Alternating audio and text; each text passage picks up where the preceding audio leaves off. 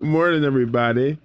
Good morning, good morning, good morning. Hey. Morgan Jones here with DJ Ambush. Welcome to News of My Fiance. Listen, those of you who text us, love you guys so much. Those of you who tune in every week, understand. We really look forward to this. We love it. True. We really do. I think there's going to be an opportunity coming up relatively soon for us to unite as a community and, do what we can on the individual level to show support for outlets like this, for community radio. I believe that's right around the corner. I think it's coming up. No spoilers, but I think it's coming up. No spoilers, but also we want to win. I don't even know what's on the table. I don't even know if that's the plan. It's always my plan. It is. Nick Jones taught me, attack the day, go for the win. Yeah. I think you should. I don't know if we have yet. I feel like we have, but maybe there's some new listeners that don't know. Should you share with them your baby shower strategy? Oh, I was like, my strategy to win. Yeah, I only go to baby showers if there are games. I don't really see the value otherwise. I will send you a gift always. But I don't want to sit there and watch you open like 7,000 gifts if I'm not winning something. I'm showing up. I'm here to win. And I do. I'm really good at those games. There's no room for being humble in this moment. I'm very good at it. I'm the scramble, the not saying baby, the how many bobby pin or safety pins in a jar. I can also figure out what fake poop that is. That's candy. So good at it. Even candies I don't eat, friends. Like that looks like a whatchamacallit because I've never had one and I don't know the name of it. And it's it. I'm also going to tell you guys I'm in a very strange place. Mentally, I'm delirious. So strap in or turn me off. One of the two. It's going to be a weird one. Prepare thine selves. I had a migraine so really quickly. Unrefined Sophisticates, a podcast that also airs on X-Ray. Tuesdays at 2 p.m. Tuesdays at noon. Oh, Tuesdays at noon p.m. That's a good thing that you're not on that show. Because you don't know the time. A frequent guest. But yes. Myself and Can Jones, my brother from another mother, Red Cup sibling, we upgraded and we went back in person. We haven't recorded in person in 2 years. It was such a fun, amazing evening. Everything was so cool, recording in person, having cameras, all the things. I went to bed just feeling amazing and woke up Saturday with a migraine that was confusing. It was kind of is this a migraine or did I die? I may have died because this isn't the normal migraine. A digraine. A digraine. Oh, thank you. And it lasted, friends, until yesterday. I don't know if it's gone. I am delirious. I have not slept much. And so there may be a lot of long pauses for me. That's not that different from any other day. And I might just say some wild things because I don't really know what day it is. I only know it's Thursday because I'm here right now. We definitely don't know what season it is. We've had multiple snows, multiple hailstorms. So that's Nebraska, where are we? That's where I was going. I'm trying to figure out in my, migraine journey, what are the triggers and what is this coming from? Whether barometric pressure, how do you say that? Barometric pressure? I had it right. Barometric? Barometric. There it is. Man, that's as you were messing it up, I'm like, that's not how it goes. And then when you got the full you were messing it up. And then when you got the full mess up, I was like, yeah, that's not it. Syntax error. I couldn't remember it. I ruined it for you. Barometric pressure. Well, that's a thing. That definitely affects my head, affects all of the... Yeah. So it was like this culmination of all the reasons I'd ever would get a migraine all at the same time. Yeah. And I was like, is this COVID?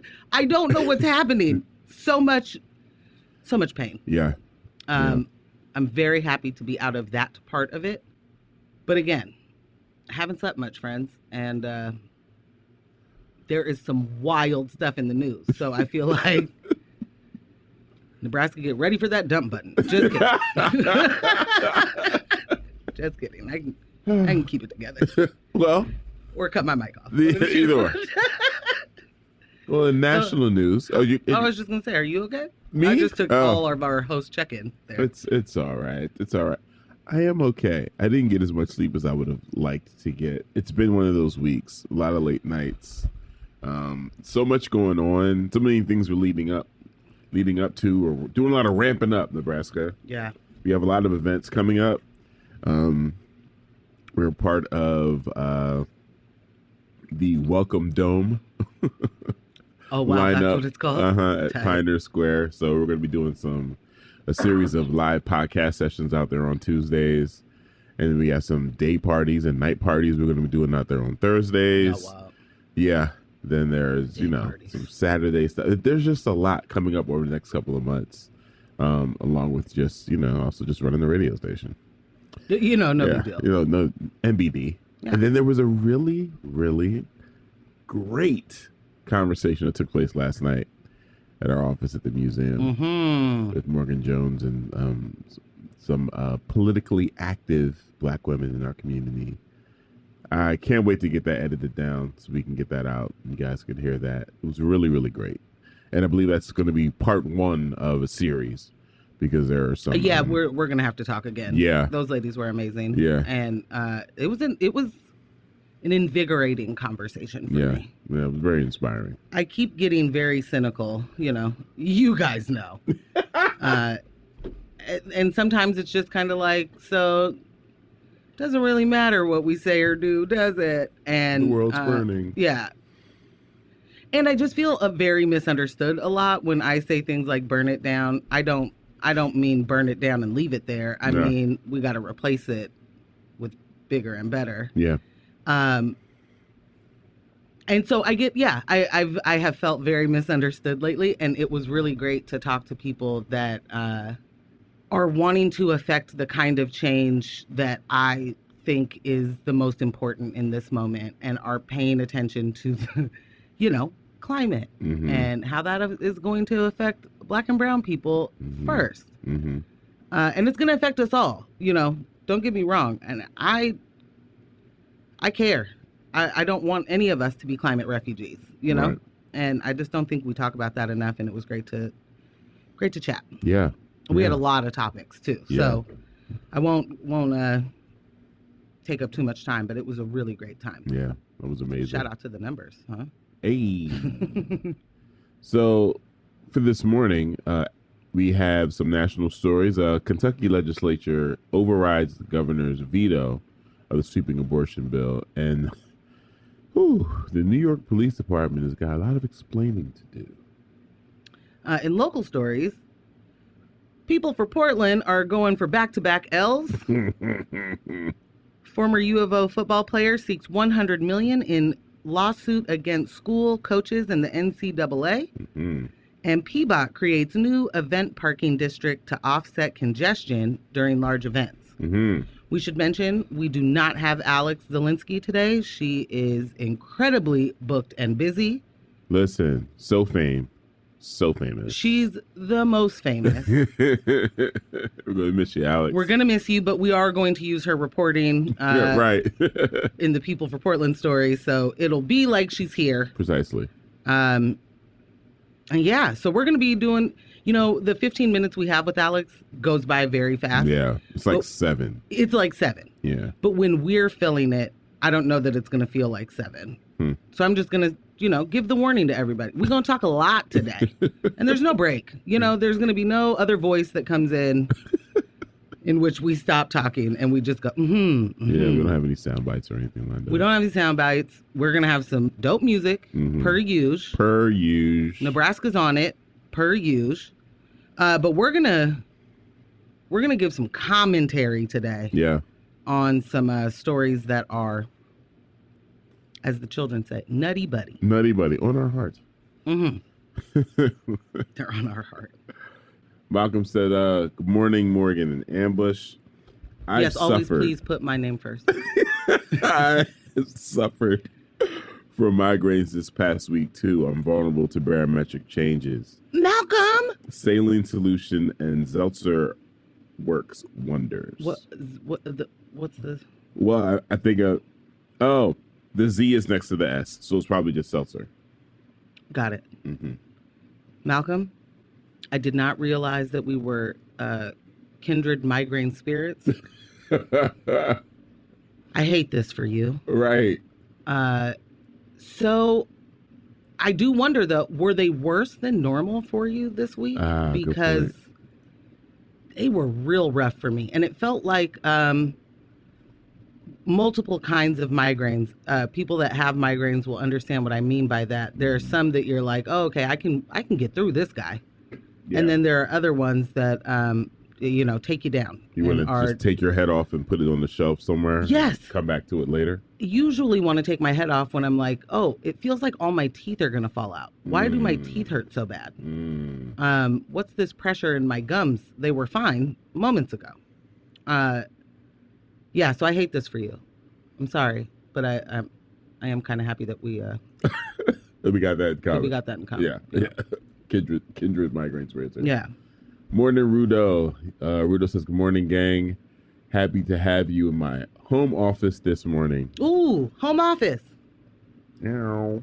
Should you be getting back to downtown? I mean, Rudo, do you not want this to be a bustling city or what? Come on, do your part. Just kidding. Stay home. Do your part. Pay for parking. Go back downtown. Go do your part and pay for parking. Oh, boy. We're going to pack it up. Thanks for listening, everybody. It's time to go home. Actually, Ambush, I would love it if you would give to me would you? This Kentucky story because there's a theme today. I just haven't figured out which word I want to use yet. And maybe by the end of the show, you would have found it. I will have found it. And maybe you guys can chime in as you go when we're chatting about these. Because there's a lot of Houdini going on. A lot of magic show. A lot of magic. Kentucky's GOP-controlled legislature on Wednesday overrode Democratic Governor Andy Beshear's veto of a broad abortion bill that bans most abortions after 15 weeks of pregnancy, restricts access to medication abortion, and makes it more difficult for a minor to obtain an abortion in the state. Planned Parenthood, the American Civil Liberties Union, and the ACLU of Kentucky swiftly announced plans to challenge the law. House Bill 3 prohibits a physician from performing, inducing, or attempting to perform or induce an abortion after 15 weeks of pregnancy, except in a medical emergency. It does not include exceptions for cases of rape or incest. I will repeat that. It does not include exceptions for cases of rape or incest. The measure requires that drugs used in a medication abortion be provided only by a qualified physician and bars the drugs from being sent via mail. Under the bill, the abortion drugs cannot be given to a patient without obtaining their informed consent at least 24 hours prior, which involves signing a state document that includes an acknowledgement that it, quote, may be possible to reverse the effects of the abortion-inducing drug if desired, but this should be done as soon as possible. A claim that the American College of Obstetricians and Gynecologists says is not based on science and does not meet clinical standards. It's funny thing that science. The legislation also amends Kentucky law that deals with minors obtaining abortions. Current statutes do not allow for such abortions unless an attending physician obtains the informed written consent of the minor and a parent or legal guardian. The minor is emancipated or a court grants a minor's petition for an abortion. The bill now makes it a requirement for a consenting parent or legal guardian to make a reasonable attempt to notify any other parent with joint or physical custody at least 48 hours before providing consent. I'm going to take things I won't do for 100, Alex.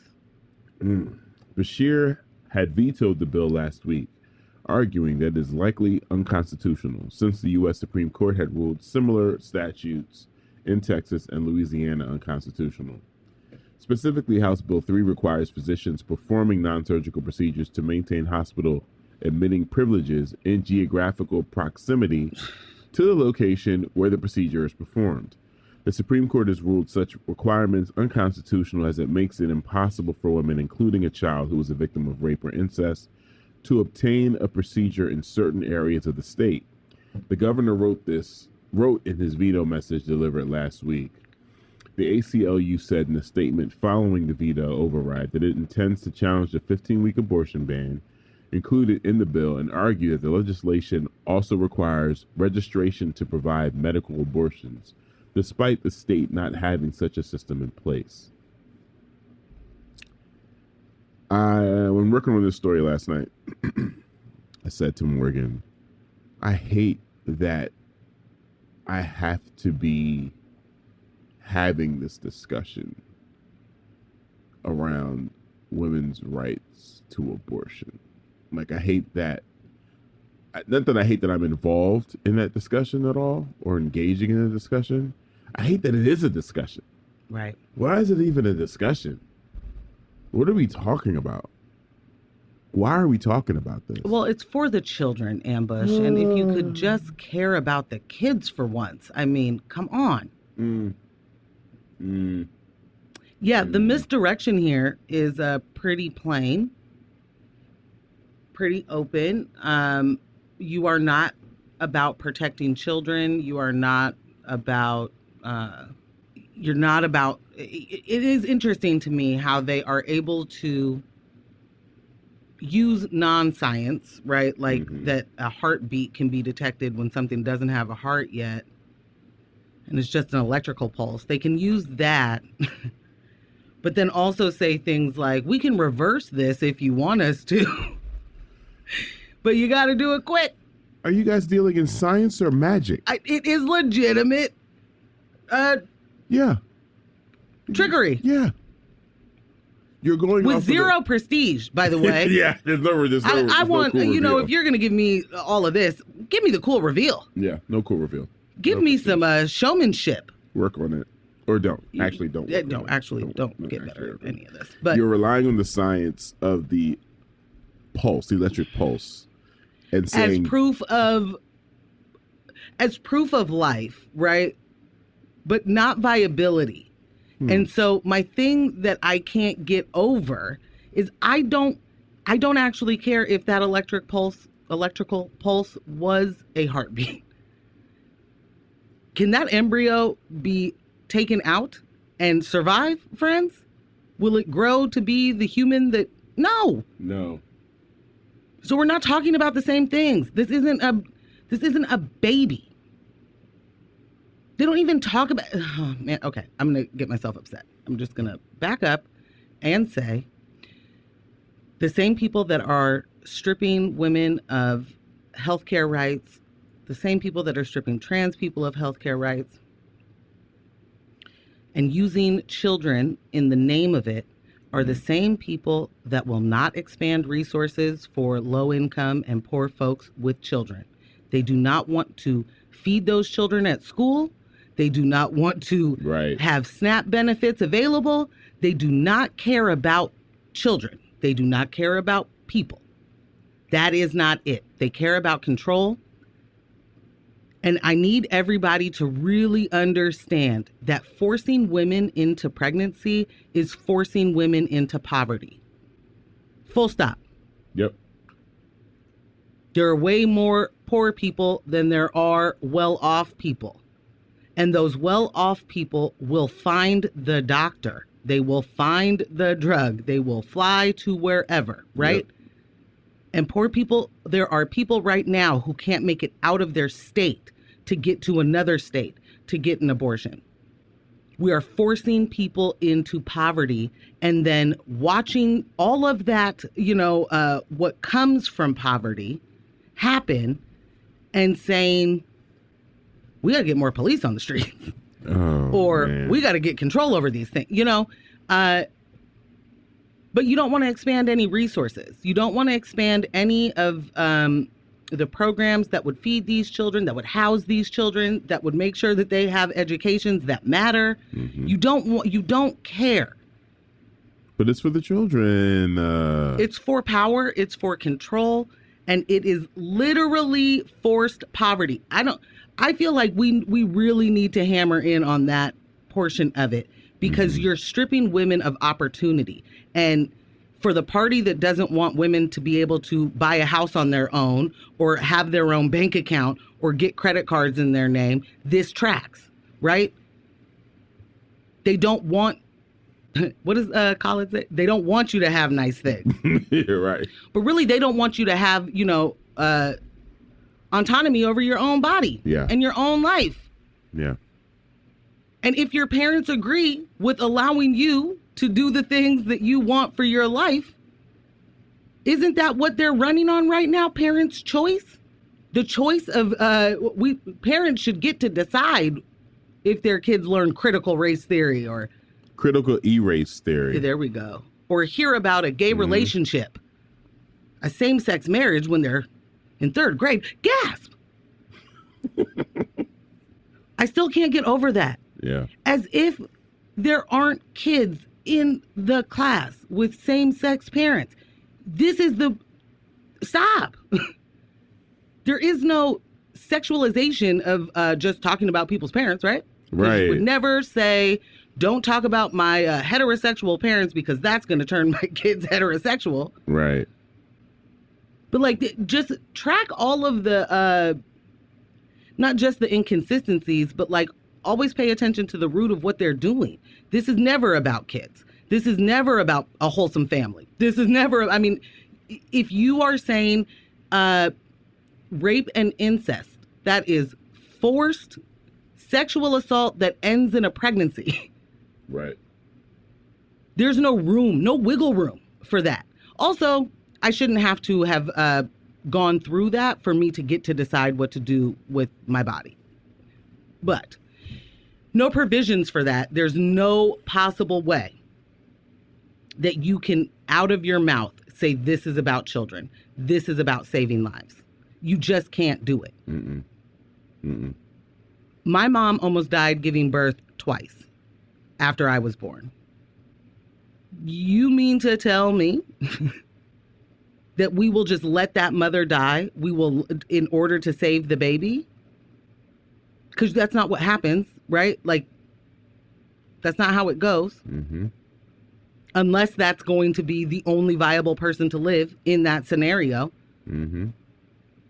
But the trauma of all of it that women have to go through, and then have to, what did they call it in here? Informed consent. It's different in every state, what informed consent means and what they do and the process of it. But if you haven't heard of the fake abortion clinics that set up next to abortion clinics that are just Christian based, that try and get you to change your mind.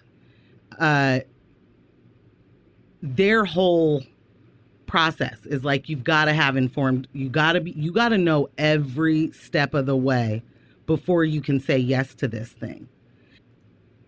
It isn't just reading a piece of paper. It is, in some states, they force you to look at the ultrasound. In some states, they force you to watch a video, which is just propaganda and isn't real, science or medical information. And the whole point is to shock you, to scare you, to get you to say, never mind, I don't want to do this. Right. The whole point is to force a pregnancy on somebody. The trauma of wherever you already are that got you in the position of being pregnant and seeking an abortion, especially if you're a young person, it's huge. And to add on top of it purposeful trauma in order to make a point, in order to try and make somebody believe what you believe, it's dastardly. That's definitely one way to put it. That's That's an accurate descriptor there. It's sinister. I don't want to add like words that sound like, you know, hell and heaven, or you know what I mean? Like sinister sounds like the devil or something. It is materialized, you know, humans being monsters. Yeah. It's not some entity that you can't see or making you do it. Like, yeah, this is absolutely the kind of the kind of bait and switch. I want people to understand, especially any men listening, this is a conversation that we need to be actively involved in. We just need to be actively involved in it. It affects members of our community greatly. And for anyone that feels like it's okay to be on the sidelines, or, you know, everyone's entitled to their own opinion. This isn't like a soft issue. This isn't something where we can... This is not pineapple on pizza. Yeah, this isn't agree to disagree. Which is bomb, by the way. This is not an agree to disagree. It's a human rights. It's really interesting to watch this party say they're, you know, so concerned for the children. And you're forcing children to come into this world, a world that you haven't prepared for them at all. And you're aren't going to. And you have members of our community that are saying, I am not prepared to have children for this litany of reasons. And still, it's like, oh, but you're going to have this child. You're going to do it. We're not going to, we are in the middle of a houselessness crisis across the entire nation. But yes. What we do need is for you to have this child, whether you're living in a car, whether you're living on someone's couch. We're also going to pretend like the climate isn't rapidly changing and that there may be no planet for that child to really handle or you know, grow up on. Right. And we're going to pretend like that's not happening. Right. Yeah. I'm infuriated. And I'm tired. You said men need to be involved, and I need to I just want to reiterate. White men that make these rules listen to other white men. Right. It's like real simple. They don't care what women have to say about their own bodies because they're doing everything they can to take it away. So know that we have been fighting, will be fighting, will always be fighting, but like, we definitely need everybody else's help. This is not like just a women's issue. Right. Also, these are the same people that are continuously paying for abortions for their mistresses. So, like, you know, you want it banned or banned? I mean, my thing is this affects everybody. There's no way that it doesn't affect the other potential parent, right? Mm-hmm. And if you are both in a place where children are not, you're not able to do that yet, you want to be able to change that situation. Yeah, you want to be able to make that decision on your own. You want to be able to make that decision with the person, yeah. Right? And again, also the crowd that's like, keep the government out of my home and small government is needed.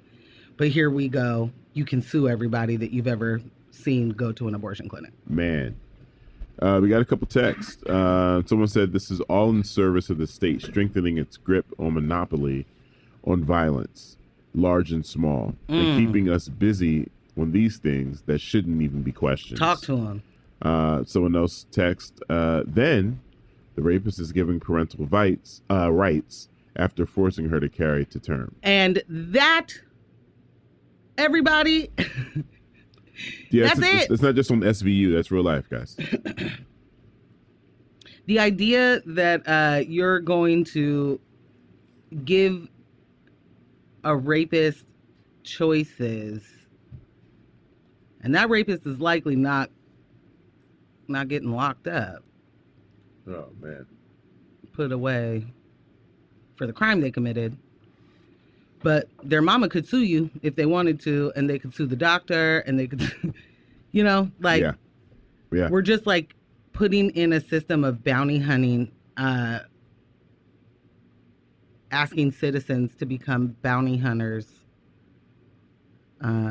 in order to take women's rights away. Like, that's wild. Yeah. And I know there are people that are like, well, there's always been things that just rub us the wrong way. And that's just the way of the world. We're always going to be struggling with varying opinions, and we're going to be divided on issues. Things do not actually have to be this bad. I know this is the world we wake up in, and depending on the decade in which you were born, you were dealing with different things that were at the pinnacle of the social issues. They don't actually have to be this way. I'm telling you, we can make changes. We have choice. We have the power. We have the systems in place. We don't have to just sit here and take this from our legislators. We don't. We really do not.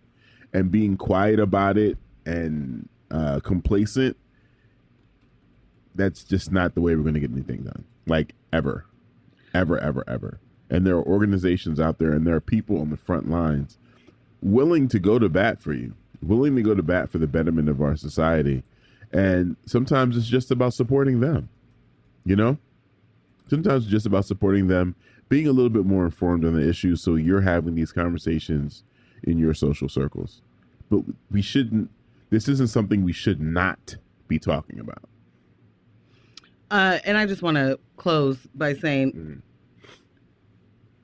if you don't believe in or don't want to ever have an abortion, you never have to have an abortion. Right.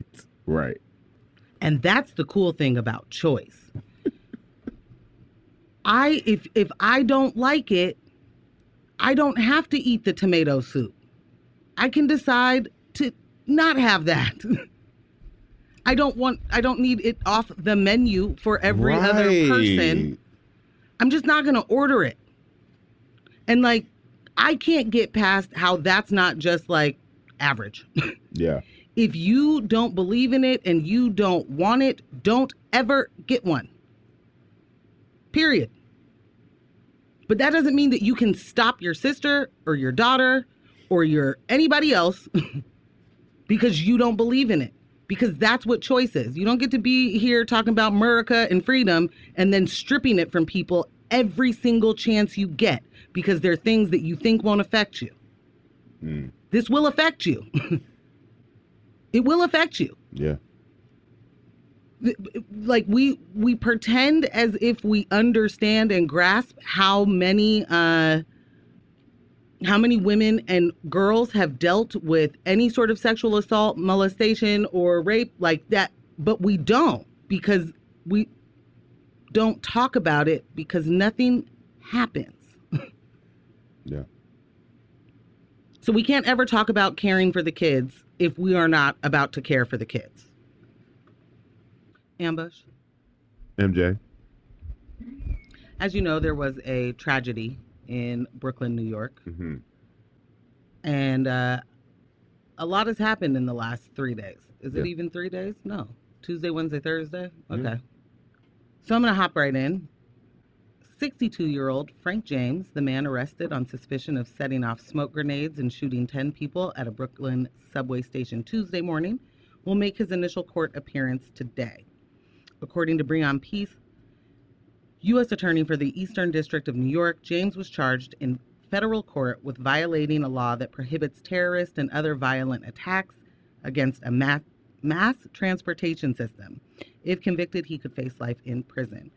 Quote, as alleged, the defendant committed a heinous and premeditated attack on ordinary New Yorkers during their morning subway commute, Peace said in a statement. All New Yorkers have the right to expect that they will be safe as they travel throughout our great city and use our vital transportation systems. After the shooting, James walked out of the subway station and onto the street where he was able to get away from the scene. Immediately, the police were asking for the public's help as they discovered cameras in the station weren't working and the police were unable to identify a suspect directly following. After finding possessions of his around the scene, including the key to a U-Haul he rented, James was declared a person of interest. On Wednesday, he was declared a suspect and the city issued an emergency alert to residents saying James was wanted and asking for tips. By Wednesday evening, Frank James called the Crime Stoppers tip line and told the police where he was. After hanging up and leaving, someone else called the police to say that they spotted James. When police showed up at the McDonald's in the Lower East Side of Manhattan, James was nowhere to be found. A while later, officers came across a bystander who flagged James to them, a senior law enforcement said. He was arrested without incident. Today, we are not going to talk about the tragedy that happened. We are, I believe they call it, we're allowing the investigation to continue. But what I hear in that story is that the NYPD, the world's largest police force that spends over $10 billion a year, couldn't get the guy that casually walked out of the subway station after shooting 10 people. Here's the thing. You brought to my attention that prior to this, Mayor Eric Adams had flooded the subways in an effort to clear out the houseless community. So Eric Adams, as you know, non-friend of the show. Non-friend. He does not call in. He does not return our text. Snail mail, nothing. We send ravens. Enemy of progress. Enemy of progress, he is. He's an enemy of progress. Yeah. Eric Adams is ran on the tough on crime. I am a former police officer. I know how to clean up the streets. Going to bring back stop and frisk. Stop and frisk. Oh boy. He definitely deployed hundreds of police officers to basically sweep all of the houseless folks out of everywhere. So out of the subways, under any bridges, any street, any camping. Remove them from plain sight. They do not have the housing to put Right. these people in. They have some short-term shelter situation that they opened that is not, enough beds for all of those people. Would not be a humane way to handle that, in my opinion, anyway. But that's what they've been doing. They've been on a, 2-3 week sweep of cleaning up the city because, Eric Adams is, in fact, a Batman. And he's... Oh, man. Just kidding. I'm saddened. I'm just joking. No, I'm not going to take that away from you. No, so yeah, he's definitely been cleaning up the city in big air quotes there. And that means that there's more police presence on the street. That means that there are more police out and about. That means they're supposed to be patrolling. They're supposed to be doing whatever their version of community policing is, which I don't think community policing should include stopping and frisking folks, but I think it does. There are more police on the street right now in New York than there were previously. Mm-hmm. And again, I say the police do not stop, nor do they solve crimes. It is not their intent. It is not, in their minds, their job. So Ambush and I have spent a lot of time being like, just do your job. And not just with the police, but also with politicians that, we wish were public servants, but really they're just politicians. Like, they, in fact, are doing their job. Yeah. It does not track with what they say their job is. It does not track with the job description that is posted on anybody's anything. On their LinkedIn's. You're right. But they are, in fact, doing their jobs. If you have a budget that allows for, well, first of all, in 2020, the NYPD's budget was $6 billion. Do y'all understand how big New York is? And by big, I mean, do you understand how small New York is? I understand how dense it is, but do you know how small that island is? In all fairness here, I was yesterday years old when I found out that the NYPD has precincts in other countries. So there's different 6 billion, there's money to spend overseas with that. It's not just for, the New York offices. Let's be fair. Okay. All right. I mean, you got me there. Okay. I That's not domestically. That's their international budget. It definitely isn't actually. And also, should they have an international budget? No, they should not. No. They should not. Would it make any sense to anyone if there was an NYPD headquarters in Hillsborough? Like, why are they anywhere else? Right. They got substations all over that city too. It's, I mean, nothing but police. Yeah. Yeah. There are, I mean, I just can't wrap my head around having almost like 50,000 sworn officers. I don't remember the exact number, but it is a mess. I do want to touch on the phrase is often used when we are dealing with the houseless community, when city and local and federal governments talking about cleaning up. I hate that. So much. This isn't trash. These are people. You know, this isn't something that you clean up. Say it again. Anyone that's been to New York knows New York is notoriously filthy. Just because that's the way New York has always been. People drop trash all over. That's cleaning up. If you're going to address that issue, if you're going to address the rats the size of cats, that's cleaning up. That'd be cool. That's different, you know? Yeah. Trash cans on every corner. Sure.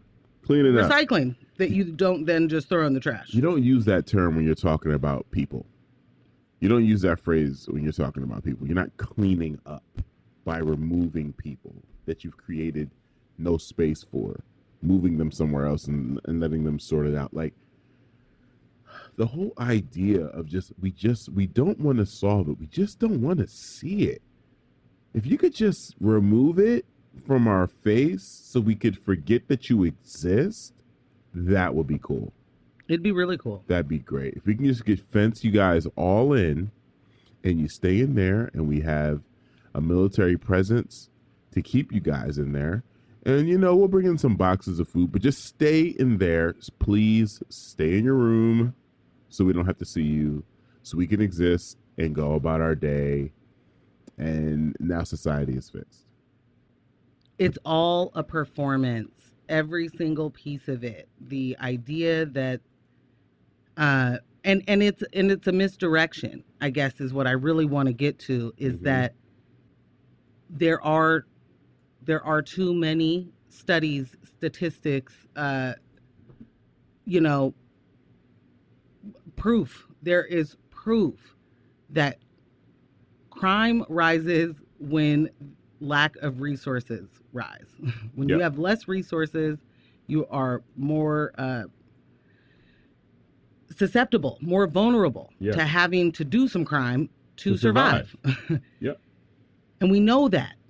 And the kind of crime that is, quote, exploding around the country is that kind of crime. It is lack of resource driven crime. We have for years, for at least, all of my life, been dealing with the tough on crime rhetoric from all of the politicians that run. The task force. You got to have a task force. You got to be tough on crime. Yeah. It doesn't matter if, I've got all these other liberal policies, but we got to be tough on crime, guys, because, law and order is the basis of our nation. Mm-hmm. If we keep doing the same thing. We keep taking resources away from people, watching the crime rise, and then going, we need to invest in more police. Right. We're ballooning these budgets. We're ballooning these budgets by taking resources away from actual people who need it to survive in order to give these folks extra pensions. Prime example. Let's bring it on home. You guys you've heard us talk about the 200 or so vacancies that we have here in the PPB. While at the same time, the mayor is pressing for more money to hire more, 200 more. But you can't fill the spots you got. Absolute nonsense. Absolute nonsense. I cram to understand. It's a cycle, Yeah. it works. We're like people get hung up on phrases and words and like lack of imagination. So defund the police sounds like rampant crime to some people. Ambush and I were talking yesterday just about how like I'm watching this unfold, and I said on Twitter something to the effect of like, how do they keep convincing people to invest in them? Like they're tragedy after tragedy after tragedy, and you guys are there. Like you're around. Y'all don't even have cameras you can look back at. With a budget that huge, how do people continue to invest? You're not safer. And as Ambush was explaining to me yesterday, like people count on the subway cameras not working. Yeah. Not just regular everyday people, but also the police. Yeah. They count on that.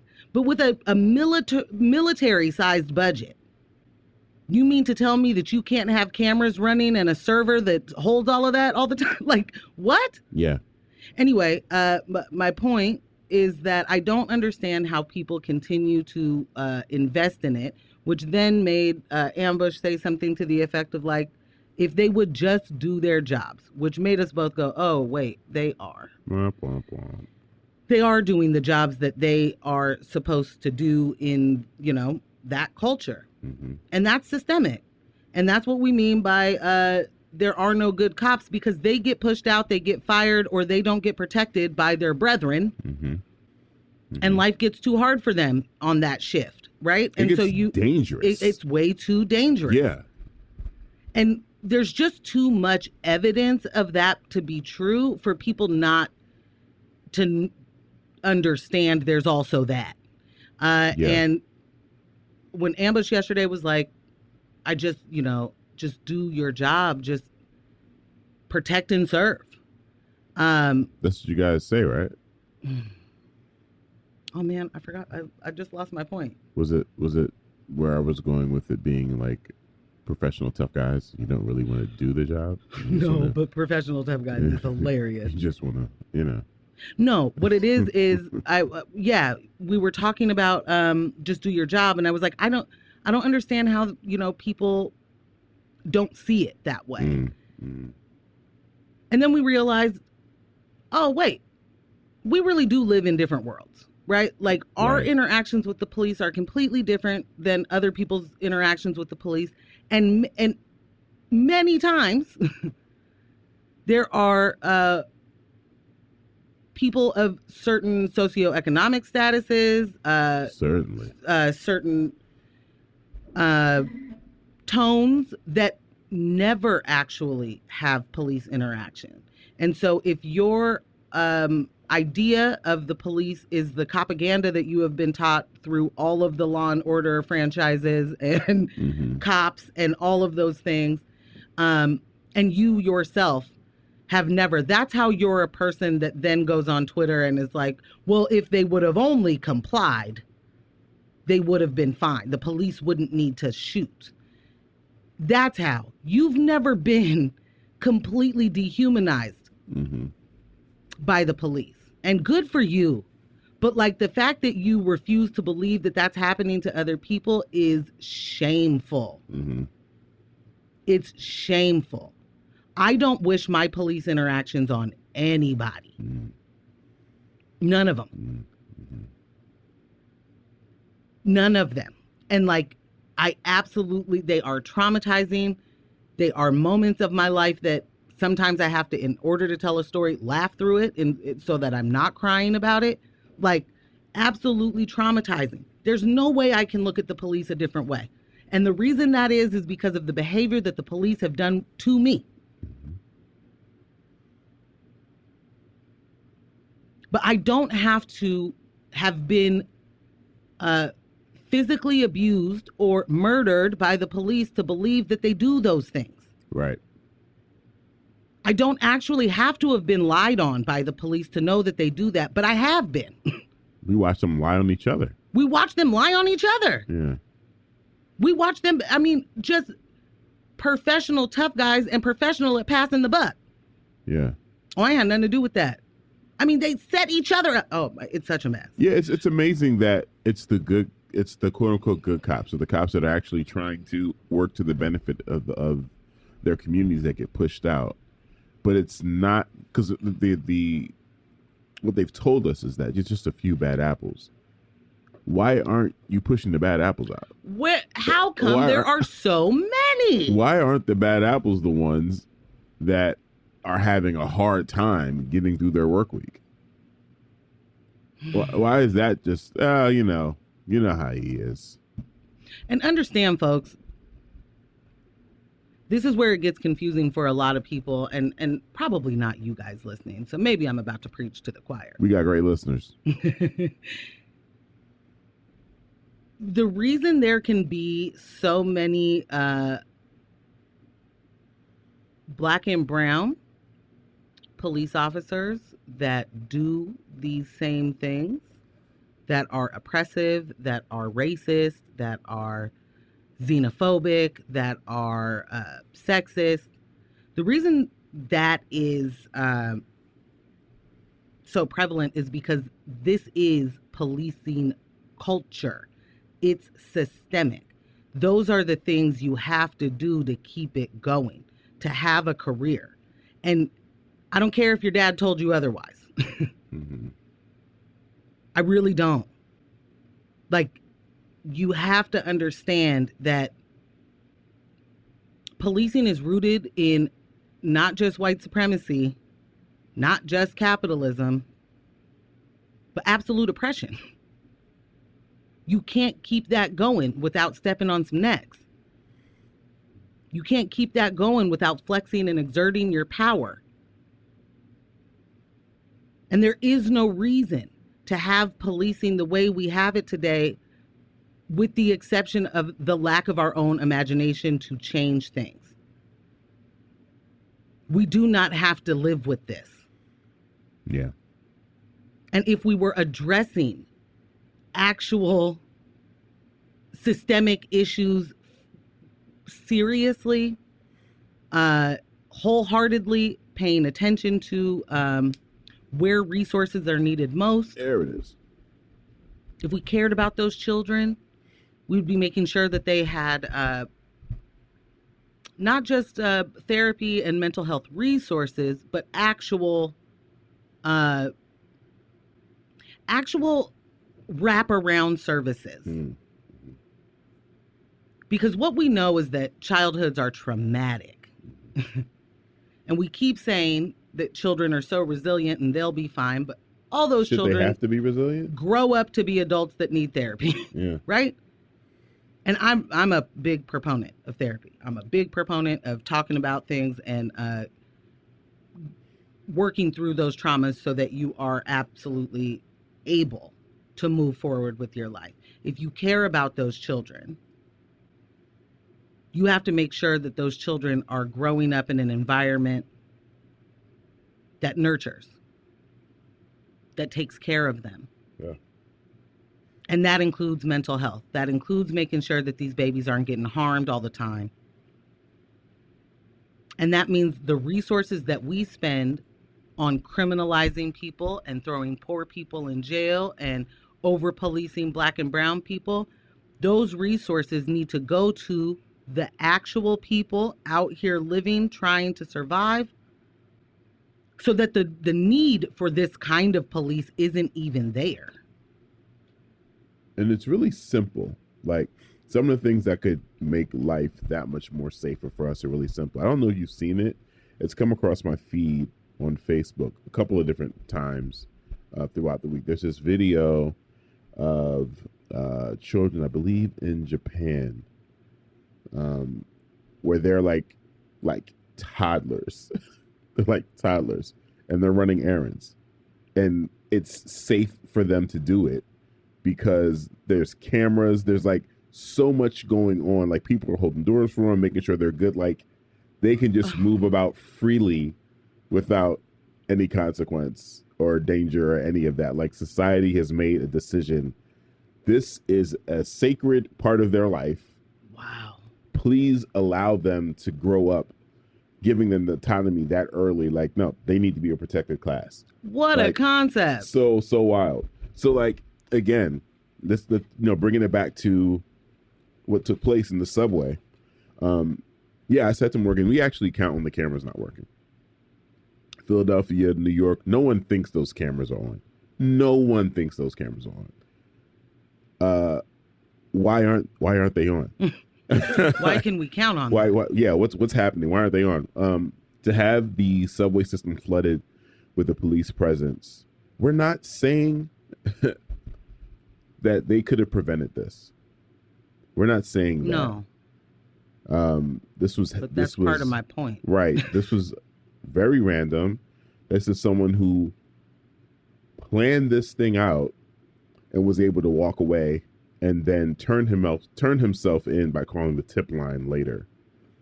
I need you to understand that that's my point of this whole story. Right. Without Frank James calling the police on himself, would he be in custody today? He could be in Baltimore cracking crabs. He could have been cracking crabs. Yeah. He could have been anywhere. Y'all had no clue who he was, what he looked like. In the amount of time that it mattered, he could have been gone. But they'll use this as the opportunity to justify an increased budget. And that's the point. Because Eric Adams is already on some, we're going to get this right, people. We're going to get so many more police out there. And cities and states around the country are going to do the same thing. If you think Ted Wheeler isn't going to be like, we don't want anything like that to happen on our MAX stations. More police. If you think they're not going to increase budgets everywhere because of this, let me introduce you to 9/11. Right. Like, this is what they do. And this is the real crisis acting to me.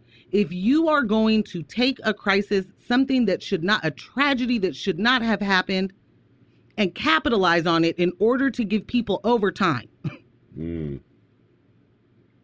Not keep people safe. Not make the city safer, to give people overtime. That's a performance. Yeah. That's crisis acting. This is a game to them. To the people in charge, that's what it is. New York City has zero business having a budget that, if it's $6 billion, but they actually spend 10.2. That's wild. Billion, y'all, billion. I wonder how much of that was lawsuits. You know what's crazy? Most of the overages are overtime, pensions, and debt. And I want to know what that debt is. Debt. Debt to who? Debt from what? Oh, wow. Fringe benefits, overtime, pensions, debt. Wow. That's what the $4 billion over budget. And this is a not just a, the police have a history of corruption.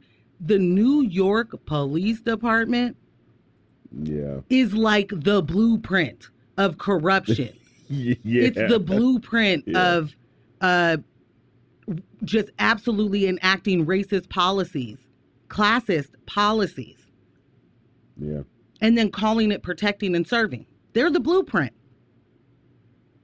Straight up history of not just misconduct, like they steal from people. You know what I mean? Like, and not just the NYPD, that's cops everywhere. But they steal from people. If you've never watched the documentary The 7-5, I suggest you do this. Yeah. Very soon. Seriously. Very soon. And I get that police being frank and being honest about their crimes committed and all of that stuff after the fact is, one thing. Helpful moving forward. I mean, you definitely got the benefits of your time as an officer. Yeah, it's not noble. I'm trying to remember that guy's name right now. But that particular police officer that they follow, Michael Dowd, that's his name. He outlines the level of corruption, theft, shaking down, like it was he became a drug dealer as a police officer. Yeah. And you know why? Because he could. He wasn't a drug dealer before that. Simply because he could. Because he could. He was educated by his occupation and decided, I'm going to pick up a side job. Well, you know what's real easy to do when I pull this guy over, who's the known drug dealer? I can just say to him, we can make this go away. Hey, man, let's work together. We can work together. Community engagement. That is not the community policing that we're talking about here, folks. No. We got a couple texts. WTF, thank you. I just found out now about the NYPD has international stations. Listen. Yeah. It was quite the shocking surprise. Yeah. And then they followed up with talk to him a couple minutes later. We also got, if we want to solve crimes, this is from someone else. If we want to solve crimes, what we need is not more police, but more New Yorkers. Take some of those police. I earlier said that there were like 50,000 officers. It's not. It's 36,000 uniformed sworn officers, 19,000 civilian employees. Right. So okay, we're over the 50. Support, yeah, we're over the 50. But like, what industry can you think of that you can go $4 billion over budget and keep getting that money year after year after year? Talk to me about that. I don't. Have you ever been in the meetings where they're like, these line items, these budgets, we gotta cut this, we gotta do that, we can't do that marketing campaign anymore because of what XYZ. Right. That'll bust my budget. $4 billion over year after year. I just can't get over $1 billion budget for a police department anyway, when we keep saying things like, if you're a public servant, you're not going to get rich, you know?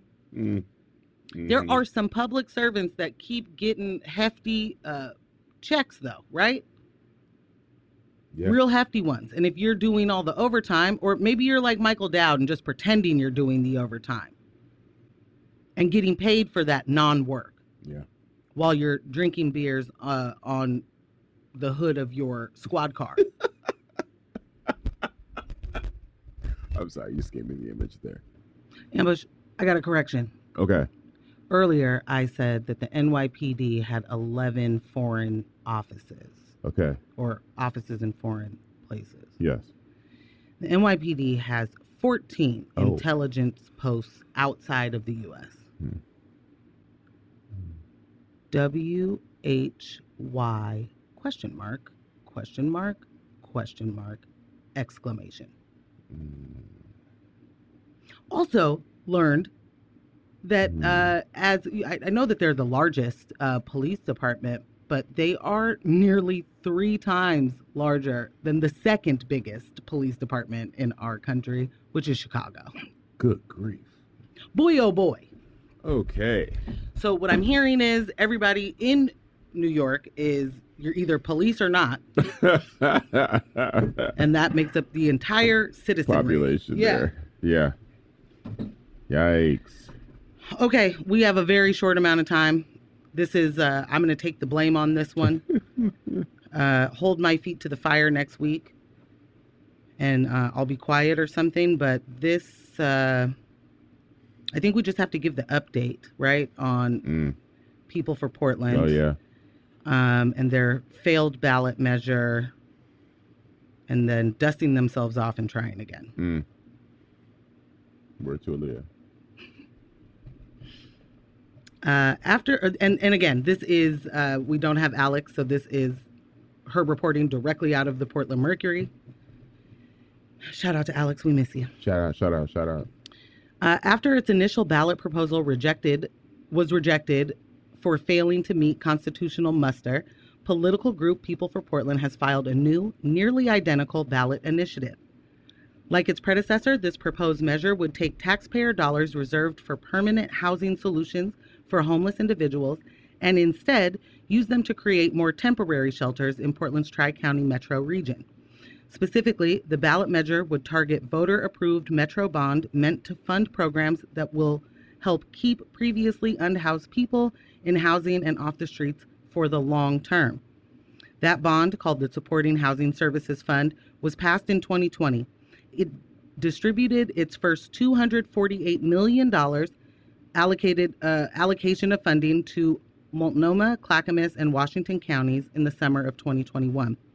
Their ballot initiative suggests altering Metro Code to redirect 75% of all supportive housing services dollars towards shelter beds instead of permanent solutions. That's not even called a Band-Aid, right? Mm-hmm. The proposed measure would also restrict municipalities from using the funds if they failed to enforce their anti-camping policies. That is criminalization of poor people right there, written into their ballot measure. It would also allow any member of the public to sue Metro Regional Government, the measure's oversight body, if they believed the government body wasn't adequately enforcing the new measure. Sound familiar? Real familiar. The group filed its initial ballot on March 25th, but Metro attorneys rejected the proposal on Friday, pointing to 3 areas where the initiative failed to meet constitutional requirements. People for Portland deemed this legal ruling to be politically motivated and did not address whether or not they would be appealing the decision. But with the group's new filing submitted Tuesday, it's clear they aren't interested in meeting legal requirements outlined by Metro's legal team. The ballot initiative's phrasing is identical to its predecessor, aside from one new phrase. The change comes at the beginning of the initiative's text, where it introduces the proposed code changes. In a letter sent to Multnomah County Elections Division Director Tim Scott on Friday, Metro Attorney Carrie McLaren wrote that the written initiative needs to include the sections of Metro Code it aimed to amend, noting that, quote, without the context of the existing sections of Metro Code, voters do not have sufficient information to understand the full impact of the initiative. She also wrote that the measure lacked a required ordaining clause to specify the form of the proposed ordinance. More broadly, McLaren explained that the measure goes beyond constitutional limits of ballot initiatives by asking to amend an already existing administrative framework. Under Oregon law, ballot initiatives can only create new legislation, not adjust administrative systems. This added statement to the new ballot measure may address the lack of an ordaining clause in the group's initial proposal, yet People for Portland appeared to ignore the other legal concerns raised by McLaren, suggesting this initiative will again be kept from moving forward to the November ballot. Here Together, the nonprofit coalition that championed Metro's supportive housing services, called the new filing a political stunt that only delays the region's work on resolving homelessness. Quote, People for Portland refiled their unconstitutional ballot initiative with almost no changes, said Here Together co-director Angela Martin Wednesday morning. This is a political stunt that is a distraction from the real work happening now to help our unhoused neighbors transition indoors. Our community needs to be laser focused on supporting and scaling up the work happening to provide safe housing and critical services, including mental health and addiction treatment, eviction prevention, job training, case management, and more. Y'all. Keep an eye on them, y'all. The misdirection that they're doing is wild. The vagary, the fact that one of the co-founders was one of the people that championed the Metro bond, that they are now trying to say isn't doing enough and they aren't doing it fast enough. I mean, it is very important to know who is doing what in your city. It's very important to understand that this is not the only place that this is happening, that there are people who legitimately make their bread and butter by going around and finding initiatives that they want to either create or stop.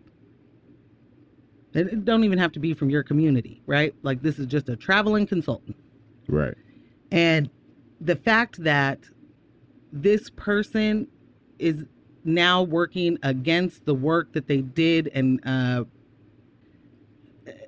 previously is just seeing capitalism do its work, right? Right. Like, go where the money goes. Morals, what are that? What are those? Ethics, huh? Conflict of interest, huh? Oh man.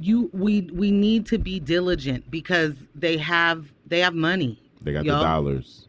They got money. They have the dollars. And they're able to do this, vague polling, and vague advertising. And when I say vague, I mean, seeing a billboard that says something like, shouldn't we all be inside? Shouldn't we all, no one should sleep on the street, right? That kind of thing. Mm-hmm. But they're trying to write into the bill that if you do not enforce the no camping, and what enforce means is put those people in jail, not put those people in a shelter. Right. I don't want to see them. That's put those people in jail. If you don't do that, you can't use that money. And I can sue you. And then I'm going to sue you, and any member of the public can sue you if they think, this isn't the bounty hunting we just talked about. Mm-hmm. This is it. It's just in a different form. Like, their playbooks don't get more expansive. They just do the same tactics on mm-hmm. different topics. Mm-hmm. Mm-hmm. And a keen reminder in this moment that none of us are free unless we're all free. They are the minority. The people that want these things to be done are actually the minority. They're loud. They got bread. Yeah, they have. Their money is long. Mm-hmm. But they're the minority. And because their money is long, they have the marketing ability to make us believe that these opinions are the majority, and they aren't. Absolutely. Absolutely. You're listening to X-Ray FM at KXRY Portland at 107.1 and 91.1 FM. Streaming online everywhere at xray.fm. I hope you have a wonderful day. I'm hoping to catch a nap. little nap. I don't think I'm going to, but I would love to. Yeah. I too. So, remember, poverty is a policy choice. Housing is a human right. Are we humans or not? Hello. And no one is free until we're all free. Thank you so much for listening.